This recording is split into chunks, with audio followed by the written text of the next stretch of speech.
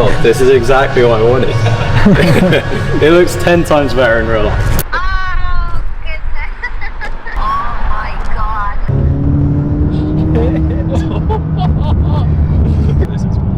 This is wild. Take the whole Moses, for example. He's big on brand, he's big on content, all of this now. But if you look back at how he actually scaled Gym Launch, the business that made him money, it was 100% ads and cold outbound. But I don't think he has the whole truth out there as to... Azri, John, nice to meet you. Nice to meet you. Thank you so much for Nice to your meet you. patience. You're all right, no worries. No worries at all. Half an hour of traffic. I know, well, welcome back to England. That's what you get. Yes, beautiful place you have. So just tell you a bit about us. We've been going for 2 decades. We're actually ranked #1 in the country. How you knew it would be like this all along? I know the truth is you won't love me until I'm gone. There's a reason for that, levels of prep. And obviously customer service. But we've got our own extended warranty company as well, so if anything goes wrong, then we'll cover. But yeah, so we've got a land site as well. It's got 300 cars, but we keep the expensive metal here. This lovely lady is the one that's organised your balloons for you. And Nice to meet you. Congratulations, made up for you. Lovely to meet you. How are you excited? I am indeed. Good, I good. appreciate your help, honestly. Good. No, I'm glad we got there in the end. I was just telling John, it was this colour I was looking for this entire time, and the different. I was one other deal in this entire country that had it really, and it was you guys. It was you guys. Well, it's worked in our favour. you ready? I am indeed.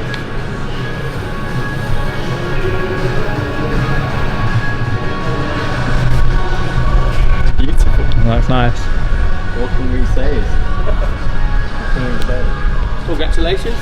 Thank you very much. Thank you. It's all been ceramic coat. It looks mint. This is beautiful. Can you get better than this?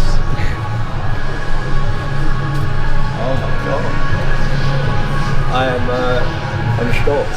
Exactly what I wanted. It looks 10 times better in real life. It really, really does. Oh my god. There you go. Thank you. Yours. Thank Half you. a camber. There you go. Good stuff. Thank you. brother. Good. Congratulations. Thank you.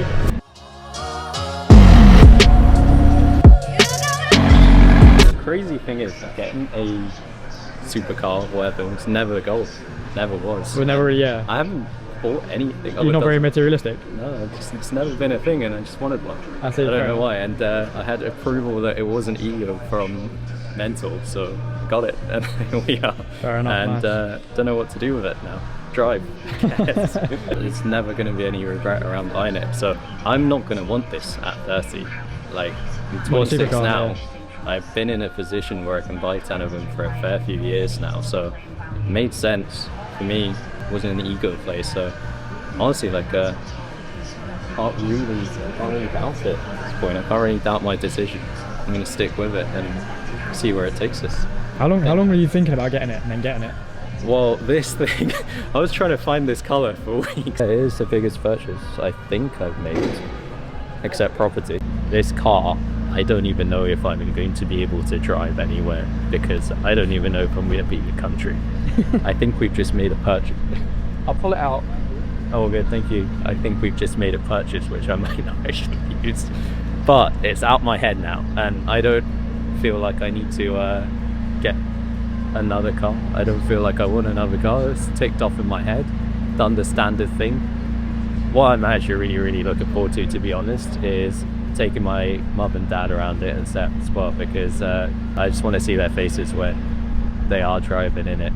I don't really care about anything else. I've driven the cars before. So I think I'm just slowly ticking off life things, and then when we get to a point where most of them are ticked off, one of the biggest ones being I want to build a hospital, and the whole goal still remains the same: build one of the bigger charities in Sri Lanka. I've given away multiples of how much this car's worth already before I bought the car. This is just one of the things on the list. None of this still feels real, because for the past 6-7 years I've been locked in front of my laptop for about 12-14 hours a day. The actual Stripe revenue turns into real life stuff. It's still doesn't feel like it's as real as I thought. I still don't think this is the achievement. It's not like this thing's ticked off and then the business is scaling T3x, work still needs to be done. We're taking Hypergrowth to 1 million a year. No, we're taking Hypergrowth to 1 million a month, sorry. Well past that now, but the goal remains the same. Nothing's changed. And we keep moving. Nothing really has changed or will change. If you're giving information to people that actually need it, which you are, do you know what I mean? So, you know, it is helpful. It's helpful. So it came down to this. It was like it was two ways of growing the business. It was either for me anyway, the fastest way was advertising, paid ads, or organic social media. And of course you could go down the affiliate route for all of this, but those were the two for me that I knew best. And organic, it was just the longest term thing. Social media is the only kind of asset that you own in terms of brand, let's say that. And social media compounds. So advertising, it's like a leaky funnel and you have to keep retargeting everyone. Yeah. But organic social media, you build the asset and you nurture the audience over a long period of time. Yeah. And if you actually know what you're talking about, people do trust you and people do eventually buy from you as well. So Right, so you've got like 160,000 now, is it? I have a few accounts. So Have you? Yeah. I think the one I'm following is probably about the fitness one. So I have two businesses. The fitness business that runs itself now. The entire team managed that is very, very well removed from it. And the second one is now actually in the B2B side. So it's actually scaling online fitness coaches and their business. So I've taken many coaches now to multi-7 figures a year now. So anyways, we are signing. Right, your life away. Yes. You're signing for a new McLaren?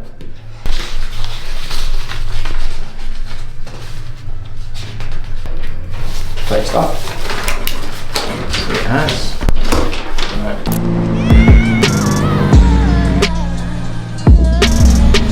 Huh? My dad wants it. What do your parents do? My mum's retired now. She was a teacher. My dad's in medicine. He's a doctor. Oh, cool. So he's a pediatrician. Hi Ma, how are you? Look what I got. Cat? No. Oh, look. I got it.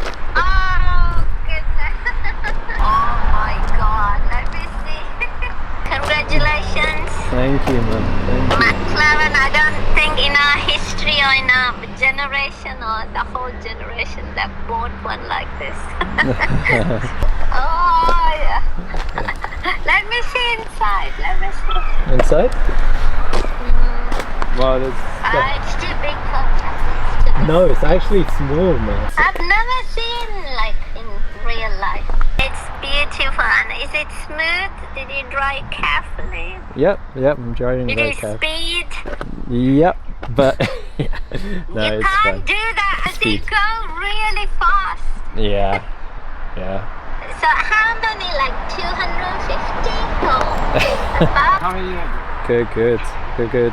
I just picked up the look. I just got the new McLaren. It's here. Oh, well, so you get that now? Yeah. I just picked it up from the dealership. This is that's what it looks like. Yeah. Just bring it. Yeah. I just picked up, man. Yeah, it's nice, right? Oh, see, it's McLaren. Yeah, it's a McLaren. Anyways, I just wanted to show you. Okay. Nice. Mashallah, Alhamdulillah, that is nice. No, it's good.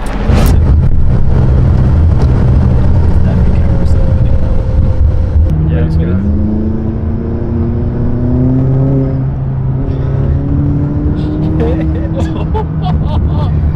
This is fucking crazy. Oh man. I am never gonna get fucking bored of this. So you bought his cash? Yeah, bro. I had to pay in full. I was trying to finance it, bro, and then like, Because it's smart. I mean, like money now is always worth more, and honestly, finance wasn't bad, and then it got up to like a 30, 40, 50 grand deposit, and then I was just like, fuck it, this is just painful, bro. It's getting retarded now, and it took like 2-3 weeks, and I didn't have time because I had to book my flights, and I had to get out of Bulgaria because of the 90-day Schengen thing. So at that point, I was just like, okay, I'm just paying cash. I mean, here's the thing, right? I was spent nothing for ages. There's no fancy designer shit or all of this, so all the same clothes for years basically, until my girlfriend made me buy new clothes because it was embarrassing. Well, she bought it for me, and then even like going out, doing all of this, like we went for dinner every day. That was pretty much it. All the cash that was coming in, that was profit. It wasn't really going anywhere, bro. And other than like one property in Dubai, I wasn't really investing because I just didn't want to take up any energy, headspace. So I just had a lot of cash sitting liquid, and then just like, I want this now, and that was it. I wish I had some like crazy, this was my dream car since I was a kid story. It's just not the case, bro. It's not the case. It's like I didn't want a car for a long time because it's just more work than it's worth, for me anyways. And like, keep in mind, the people I looked up to, like Becker, Hormozy, Alex Becker, Hormozy, the Bill Gateses, all of these guys, they're not flexing looking supercars. They think it's cringy more than anything else. So I just held off for ages. I was like, what are these guys doing? And then it just got to a point where I was like, I'm really not going to enjoy this when I'm 30, because I already don't want it now. So I was like, why don't I just find out? And then asked my mentor. He was just like, if it takes up a bit of bandwidth that you're trying to buy back from not having a car, just fucking buy it, stop being a pussy. And he was just like, okay. And he was also in the process of buying like a 500-600 grand SF90 as well, a Ferrari SF90. So he was just like, okay, we'll just buy it together, man. Pressure on me in terms of time to make that decision as well, because to leave Bulgaria, I had like a short window of time now in England where I can actually buy it. There's a big question as well around like, is MRR better than building high ticket business paid in fulls? I mean, yes, like you want an MRR 100% regardless, because it's more stable, it's a more sellable business if you want to sell it as well. But like, if we're talking about early stages, whole goal is to collect as much cash as possible as soon as possible, so you can bootstrap the business and actually scale aggressively. Realistically, like, building an organic audience takes some time, and being able to sell to an organic audience also takes more time. Completely different things, right? Now, if we are also being like, okay, you're in a situation where you have an organic audience, you have people there, nurtured, are they around your product? Different question, as in like, are they product aware? If we look at different stages of awareness, right? If we're looking at higher level, like unaware and become problem aware, or situation aware, problem aware, product aware, most aware, whatever it is, right? Now, if we're trying to pull the people who are, let's say, situation aware into problem aware, product aware, that's a different type of content. Like, you can't actually get away with top of funnel stuff to sell, and especially to sell high ticket. That's why you see the guys with a small YouTube channel, small IG channels. Like, we had a client, sub 10k followers, doing, no, actually sub 15, and she was doing 160 grand a month, right? And on Instagram? Yeah, on Instagram. And she started from where she was doing 30, 40 max when she started, and this was across 6 months. Not by accident, because every single thing in the funnel on content, even with advertising at a certain point, brand is a long-term game, and it's definitely more powerful than anything else by far, right? But if we're talking about like now, we don't have the time. Like, take the Hormozys for example. He's big on brand, he's big on content, all of this now. But if you look back at how he actually scaled Gym Launch, the business that made him money, it was 100% ads and cold outbound, like nothing else. It was all ads. And he specifically went on about like, brand doesn't matter, content doesn't matter, it's the stupidest thing basically, like in his first podcast. But of course he's learnt more along the way. But I don't think he has the whole truth out there as to what he did, as in like what you should do if you had a gun to your head.